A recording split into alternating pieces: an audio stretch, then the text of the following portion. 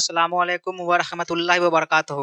नाजरीन, आज मेरे इस स्टूडियो में स्पेशल पॉडकास्ट होने वाला है जिसमें शादी के मुताल्लिक से कुछ अहम सवाल होंगे।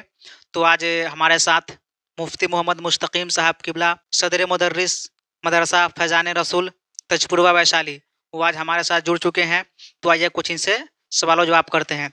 अस्सलामु अलैकुम हजरत। वालेकुम अस्सलाम वरहमतुल्लाहि वबरकातुहू। सबसे पहले आपका बहुत बहुत शुक्रिया जो अपना कीमती वक्त निकाल कर इस स्टूडियो में तशरीफ़ लाएँ। तो हजरत, आप सबसे पहले अपना नाम बताएं। मेरा नाम मोहम्मद मुस्तकीम रज़ा रज़वी है। हजरत, आप अपनी तालीमी सफ़र का आगाज़ कहाँ से किए और किस मदरसे से आपने पढ़ाई की, वो थोड़ा डिटेल्स में बताएं। मैंने इब्तिदा से लेकर फजीलत तक की तालीम वस्ते हिंद की अजीम दरसगाह अल-जामिअतुर रज़विय्या दारुल उलूम अमजदिया नागपुर से हासिल की है। माशाअल्लाह। मज़ीद तालीम की खातिर मैंने कुछ माह दारुल उलूम अलीमिया जमदा शाही ज़िला बस्ती से हासिल की। बादहू मैंने 2 साल का इफ्ता का कोर्स किया मरकज़ी इदारे शरिया सुल्तानगंज पटना में रहकर। 2 साल मैंने इफ्ता व क़ज़ा की तालीम हासिल की है। जी जी। तो हजरत, आज के दौर जो देखा जाए जिसमें शादी के मुतल्लिक से बहुत सारा ऐसा काम है जो गैर शरअ तरीक़ा से लोग करते हैं इल्म न होने की बुनियाद पर। तो आज आपसे इसी हवाले से कुछ सवाल होंगे जिनको आपको जवाब देना है। तो हजरत, आप सबसे पहले ये बताएं कि शादी की शरई हकीकत क्या है। निकाह की इस्लाम में शरई हैसियत ये है कि निकाह करना, शादी करना इस्लाम में इबादत है जी। और कभी ये इबादत फ़र्ज होती है तो कभी सुन्नत होती है तो कभी वाजिब होती है। अलबत्ता आम हालात में शादी करना ये सुन्नत मुअक्कदा है और हमारे समाज में हर तरह के लोग पाए जाते हैं। कोई अमीर है तो गरीब है, तो कोई कवी व बहादुर है तो कोई ज़ईफ़ व नातवा है। जी जी। तो शरीयत के अहकाम भी सबके लिए एक नहीं है, जी। सबके लिए जुदागाना है।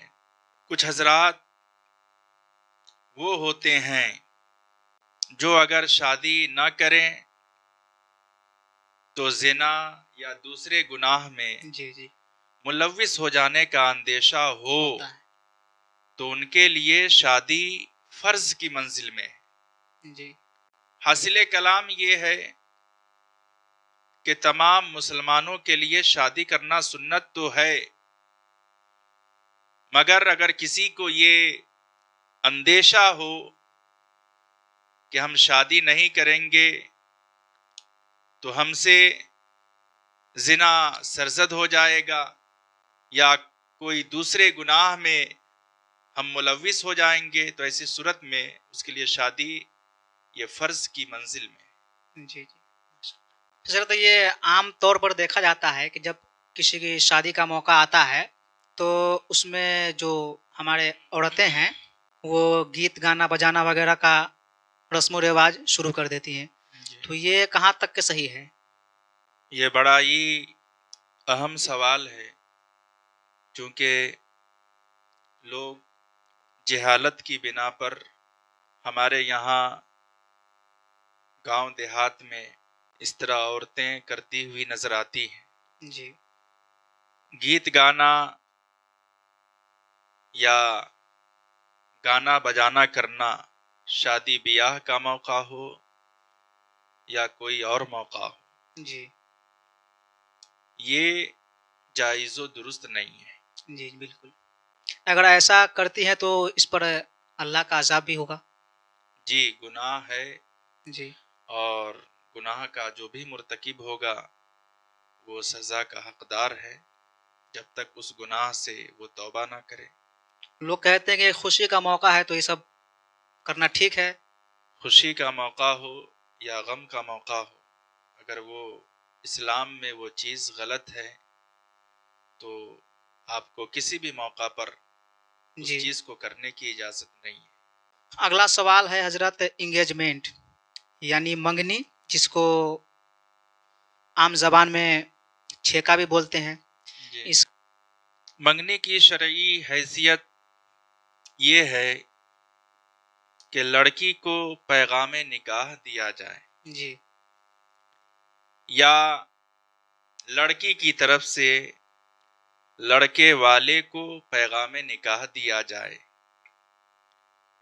اور بعد میں دونوں فریق ایک جگہ بیٹھ کر جی بات طے کر لیں۔ پیغام نکاح دینا اور لینا اور پیغام نکاح قبول کرنا حدیث پاک سے ثابت ہے۔ جی جی اسی تعلق سے حضرت، جب لڑکے یا لڑکی کی منگنی ہو جاتی ہے اس کے بعد دونوں فون پر بات چیت وغیرہ شروع کر دیتی ہیں، یہ کہاں تک صحیح ہے؟ منگنی کے بعد یہ خیال کرنا کہ اس کے ساتھ ہم بات چیت کر سکتے ہیں، تعلقات بنا سکتے ہیں، یہ شرعاً غلط ہے، اور ایسا کرنا شرعی نقطۂ نظر سے درست نہیں ہے، اس لیے کہ منگنی یہ شادی کا ایک عہد و پیمان کو کہتے ہیں۔ جی ابھی شادی نہیں ہوتی ہے بلکہ شادی کا اقرار ہوتا ہے، اس لیے منگنی کے بعد لڑکا یا لڑکی کو آپس میں بات چیت کرنا یا اور بھی تعلقات قائم کرنا جی جی یہ جائز و درست نہیں ہے۔ بالکل ماشاء اللہ۔ تو اسی سے متعلق آخری سوال اور ہے، جب نکاح ہو جاتی ہے اس کے بعد جو سندور کا مسئلہ آتا ہے، جو عورتیں سندور لگاتی ہے، وہ لوگ بولتی ہیں کہ اس کے بغیر شادی ادھورا ہے، مکمل نہیں ہوتا ہے، تو اس پر کیا کہنا چاہتے ہیں؟ ایسی بات نہیں ہے، نکاح تو نام ہے ایجاب و قبول کا، جی اور نکاح ایجاب و قبول سے ہی منعقد ہوتا ہے۔ جی سندور کی شریعت میں کوئی حقیقت نہیں ہے، جی اور یہ غیر مسلموں کا طریقہ ہے جی جس سے ہم سب کو بچنا چاہیے، جی اور ہماری خواتین کو بھی اس سے اجتناب کرنا چاہیے۔ جی جی یہ غیر مسلموں کا طریقہ ہے۔ جی حدیث پاک میں ہے من تشبہ بقوم فہو منہم، جو کسی قوم سے مشابہت رکھے گویا کہ وہ انہی میں سے ہے۔ جی جی تو سندور لگانا یہ ناجائز و حرام ہے۔ غیروں کا طریقہ ہے۔ جی غیروں کا طریقہ۔ حضرت یہ آخری سوال ہے، شادی جو ہے وہ کس انداز میں ہونا چاہیے؟ دیکھیے شادی شریعت نے جو طریقہ بتایا ہے اسی حساب سے شادی بیاہ کی تقریب کو کرنے کی کوشش کرنی چاہیے، جی جو اسلام کا طریقہ ہے، جی جی بالکل اور جو طریقہ ہمارے پیغمبر نے بتایا ہے۔ شادی یہ ہمارے نبی صلی اللہ تعالی علیہ وسلم کی محبوب ترین سنت ہے۔ جی تو اس سنت کی ادائیگی کے وقت ہم اس بات کا خیال کریں کہ کوئی بھی غلط حرکات و سکنات یا فحش کام نہ ہو جس سے اس سنت کی بے حرمتی ہو، ہوگی۔ اور شادی اسلام نے سادگی کے ساتھ کرنے کا حکم دیا۔ اسی انداز میں ہم سب کو شادی کرنی چاہیے، چونکہ یہ شادی اسلام میں محض نفسانی خواہشات کی تکمیل کا نام نہیں ہے، بالکل بلکہ شادی یہ ایک عبادت ہے جس کی تکمیل پر نبی کریم صلی اللہ تعالی علیہ وسلم نے ارشاد فرمایا، جس بندے نے نکاح کر لیا اس نے آدھے دین کو مکمل کر لیا، اور باقی بچ گئے آدھے دین، تو اس آدھے دین میں اللہ اور اس کے رسول سے ڈرتا رہے۔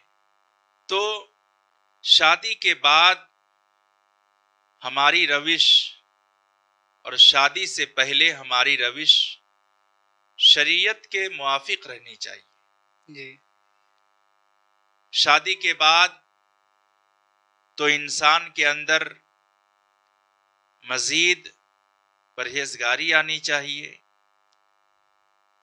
اور تقوی آنا چاہیے، چونکہ شادی ہی ایک ایسی سنت ہے، اگر کوئی آدمی استطاعت قدرت رکھنے کے باوجود اس سنت کی تکمیل نہیں کرتا ہے تو قیامت کے دن اللہ تبارک و تعالی اس سے مواخذہ فرمائے گا۔ جی بے شک۔